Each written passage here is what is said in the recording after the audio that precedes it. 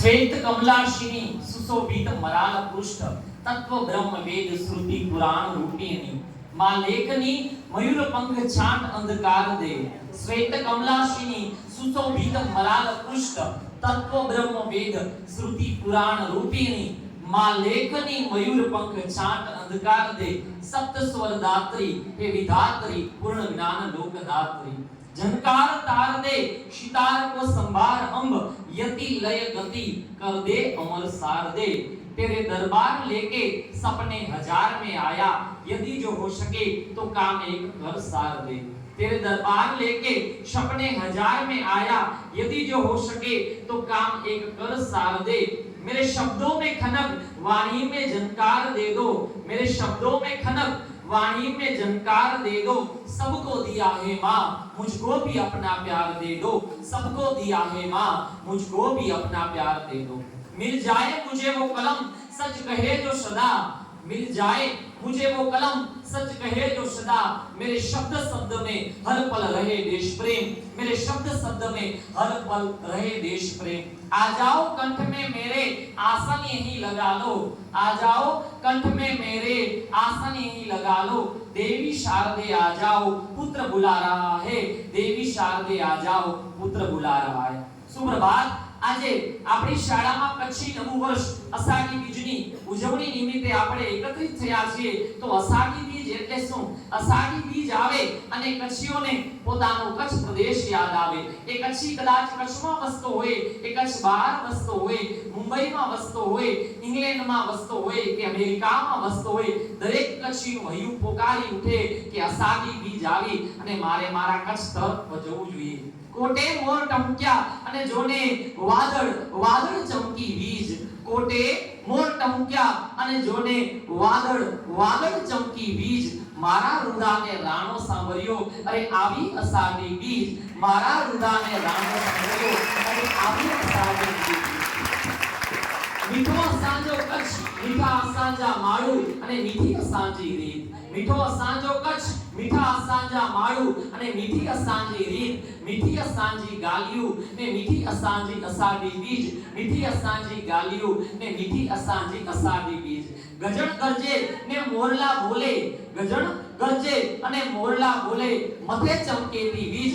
Hello પાંજે કચડે में आज आवई अषाढ़ी बीज। हलो પાંજે કચડે में आज आवई अषाढ़ी बीज। કચ્છ એટલે શું? તો આર્યાવર્તના આથમણા છેડે માતાના મઢના ઝાલરના ઝણઝણાટ અને દ્વારકાધીશની 52 ગજની ધજાના ફરફરાટ વચ્ચે ભાતીગળ સંસ્કૃતિથી ઝળહળતી એક દીવડી એટલે કચ્છની ધરતી કે જેના પ્રકાશથી ભારત વર્ષ સમગ્ર વિશ્વમાં પંકાય છે।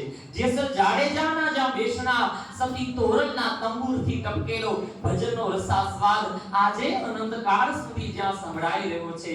દાડા મેકરણ કાપડીની લાલિયા અને મોતિયા થકી સેવાની જે ધૂણી ધખાવી હતી એ સેવાની સુગંધ આજે કચ્છની ધરતીની ધૂળમાંથી આવે છે।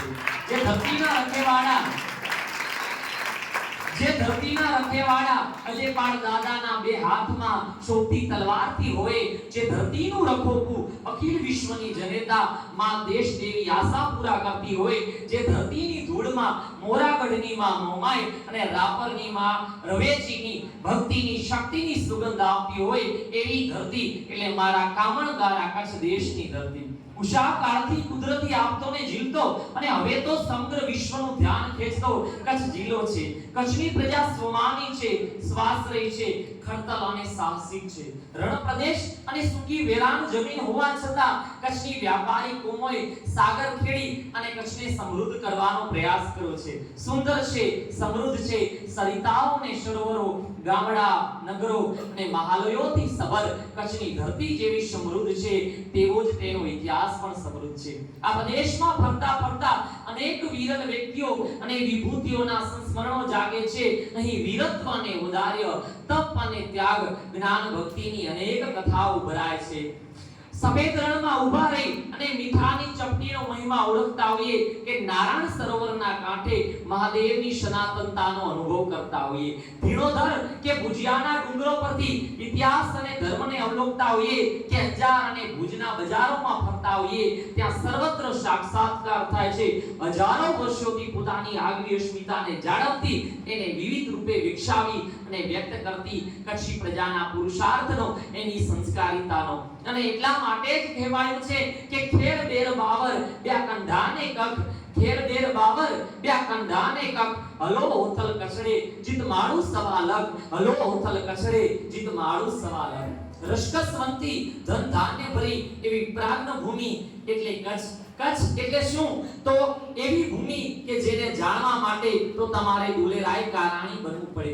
આજે પણ આપણે જેને માણીએ છીએ, આજે પણ જેના થકી આપણે સર્વોત્તમ, સુસંસ્કૃત અને સમૃદ્ધ છીએ, એવી વિરાટ, અમીરાત અને જવેરાતની ખાણ પ્રાગ્ન ભૂમિ કચ્છ છે. અરે કેટ કેટલા રત્નો જણાવું, કેટ કેટલા અલંકારો ગણાવું, કેટ કેટલા ક્ષેત્રો ને કેટ કેટલી આભાઓ, જાણે નભો મંડળમાં વહેતી આકાશ ગંગા વિહરવા આવી છે. કચ્છની ધરતીનો આ ખૂણો પસંદ કરીને ही રમવા આવી છે. જોડિયા પાવાનો અવાજ, ચંગનો રણકાર, કચ્છી ઢોલનો ગંભીર નાદ, સ્વ નારાયણ સ્વામીના ભજનો, ઓસ્માન મીરના સ્વરોની બુલંદી, સાથે તબલા મંજીરાની રમઝટ, કચ્છી કોયલ ગીતાબેન રબારીના સુર, ગાય અને ભેંસના ગળે બાંધેલી ખરકીઓની ગૂંજ, પવનચક્કીઓની સરસરાટી અને લશ્કરી મિગ વિમાનની ગરગરાટીમાં આજે કચ્છનું સંગીત ધબકે છે. બન્નીનો મીઠો માવો, ખાવડાનો મિશુક પાક, પેટ ભરીને દાબો દાબેલી, શિયાળે અડદિયા ને પકવાન, ગામે ગામના વખણાયેલા પેંડા બારે માસ, ઉનાળે કેસર કેરી, રાપરના પીલું બોર ને ગુંદ, મીઠી બાજરેજી માની, ગોળ, રીંગણાનું ભરથું અને ઉપર મળે છાય, એટલે તો કહેવાય કે કચડો મારો બારે માસ, કચડો મારો બારે માસ.